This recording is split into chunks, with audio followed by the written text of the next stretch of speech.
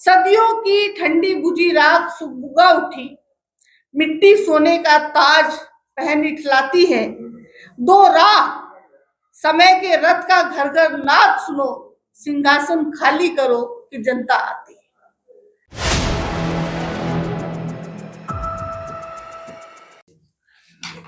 मंच पर आसीन सभी आदरणीय पदाधिकारी और इस हॉल में मौजूद सभी माननीय जर्नलिस्ट को मेरा प्रणाम।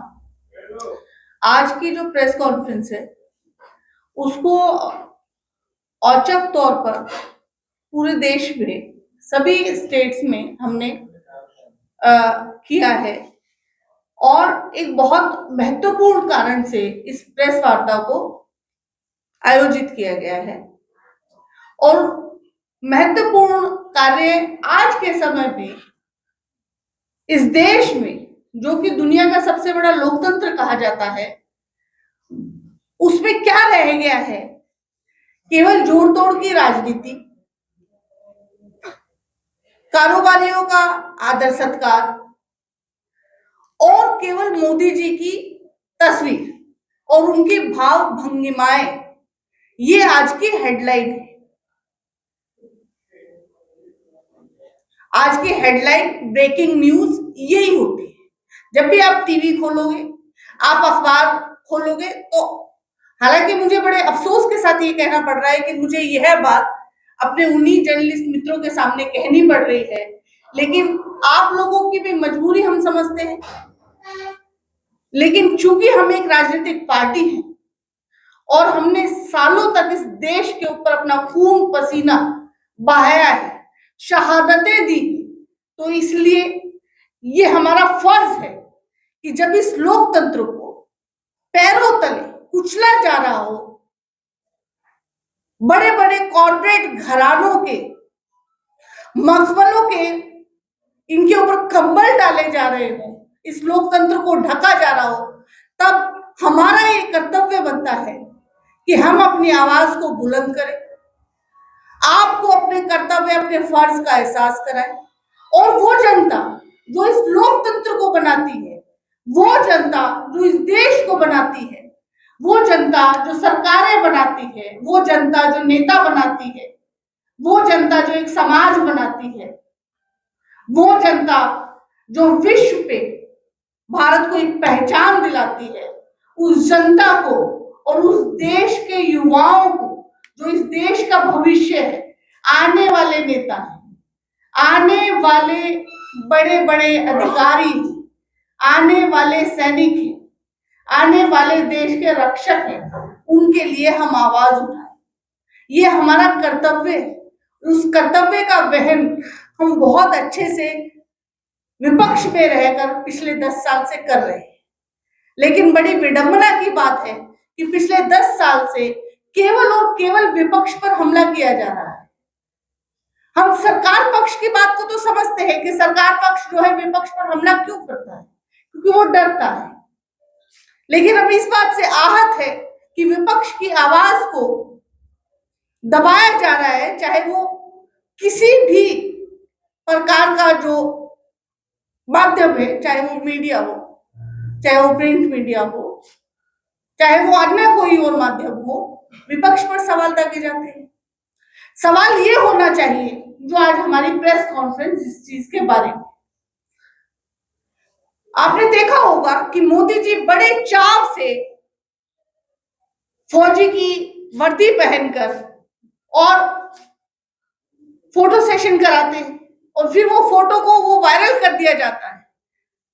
लोग बड़े खुश होते हैं, जो उनके फोटो को जो है रीट्वीट किया जाता है कि कितने सुंदर लग रहे हैं, कितना तेज है, ये भारत का शेर है, ये सिंह है, ये है, वो है।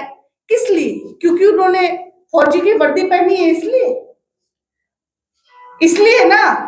और वो फौजी की वर्दी पहन के वो गर्व, जो वो दौड़ नहीं पाए सुबह 4 बजे, जो सुबह 4 बजे जब हम सड़कों पर निकलते हैं तो हमारा एक युवा 4 बजे सड़कों पर दौड़ लगा रहा होता है।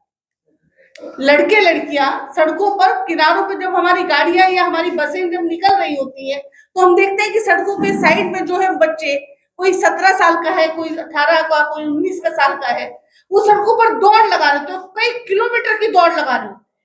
वो इसलिए दौड़ लगा रहे होते हैं, इतनी सर्दी में, इतनी गर्मी में, इतनी बरसात में, विषम परिस्थितियों में, ताकि वो फौज में सेलेक्ट हो सके। लेकिन युवाओं का वो सबसे बड़ा सपना, भारत के युवाओं का, ज्यादातर युवाओं का सबसे बड़ा सपना है कि मैं बड़ा होकर फौजी बनूंगा। किसी बच्चे से आप पूछोगे, हाँ मैं बड़ा होकर फौजी बनूंगा, और वही सपना वो पालते हुए जब बड़ा होता है और जब वो इस लायक होता है कि अब उसे फौजी बनना है, और फिर जब वो ये मेहनत करता है, तब करता है, साधना करता है कि वो सुबह 4 बजे उठ के जो करता है, अपने खाने पर कंट्रोल करता है, एक तरह का साधु का जीवन वो व्यतीत करता है, केवल और केवल सैनिक बनने के लिए, फौजी बनने के लिए, उस देश की रक्षा करने के लिए।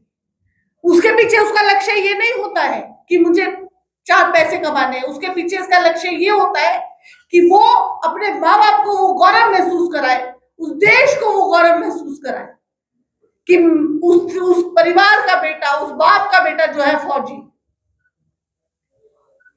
और ये सपना भाजपा सरकार द्वारा उन युवाओं से छीन लिया गया।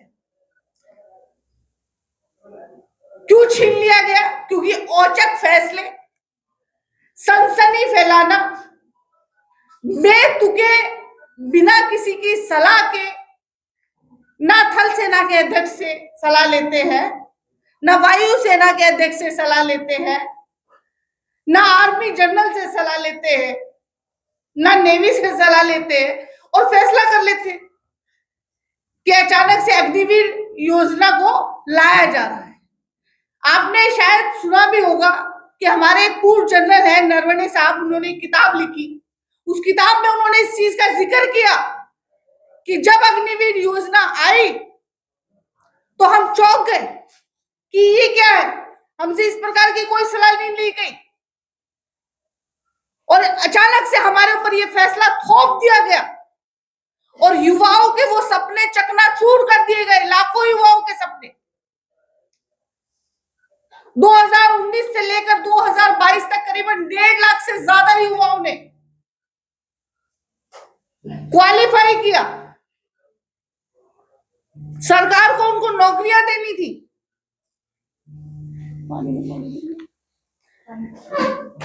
लेकिन अग्निवीर स्कीम को लाकर उनके ऊपर थोप दिया गया और उनकी नौकरी खा गए, उनका सपना खा गए, उनका सपना चकनाचूर कर दिया। ये मोदी सरकार है जो कभी भी युवाओं की ना सगी रही है, ना युवाओं की हितैषी रही है, केवल और केवल युवाओं के सपनों को चकनाचूर करने का काम इस सरकार ने किया। उसके बाद जब राहुल गांधी जी भारत जोड़ो यात्रा निकालते हैं तो उसमें यह फैसला लिया जाता है कि युवाओं को न्याय दिलाने का काम हम करेंगे। हम जय जवान के नाम से भारत जोड़ो यात्रा में हमने एक प्रोग्राम शुरू किया, उसके तहत हम युवाओं को, जिनको हाशिए पे रख दिया गया, जिनकी नौकरी को, जिनके सपनों को मोदी जी ने चकनाचूर किया, उनको न्याय दिलाने का काम जो है वो राहुल गांधी जी ने उसका संकल्प लिया। और उसको हम 3 चरणों में जो है, मैं आपको प्रोग्राम उसका बता देती हूँ कि पहला चरण है संपर्क, जिसमें हम जनसंपर्क करेंगे, करीबन 30 लाख परिवारों से हम मिलेंगे और उनसे मिलकर और सारी उनको जानकारी देंगे इस चीज की, और अपने खुद से जुड़ने के लिए उनसे अनुरोध करेंगे। उनको एक फॉर्म दिया जाएगा एक पत्र के साथ, और उनको इस आंदोलन में शामिल होने के लिए उनसे अनुरोध किया जाएगा। दूसरा चरण हमारा है सत्याग्रह। सत्याग्रह में हम अधिक से अधिक युवाओं और उनके परिवारों तक पहुंचेंगे, जानकारी इकट्ठी कर रहे हैं और उसके चल रहे अभियान के बारे में उन्हें जागरूक करेंगे। और इसकी अवधि जो है 5 मार्च से 10 मार्च है, जो कि अभी जारी है।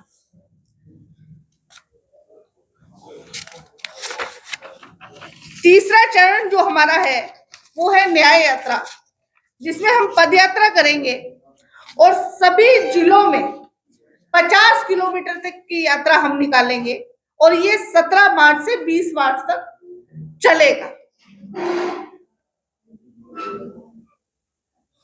और इसमें ज्यादा से ज्यादा लोगों को हम जोड़ेंगे। इसमें हमारे साथ वो युवा तो है ही, वो 1.5 लाख युवा जिनके सपनों को कुचला गया, वो युवा तो है ही।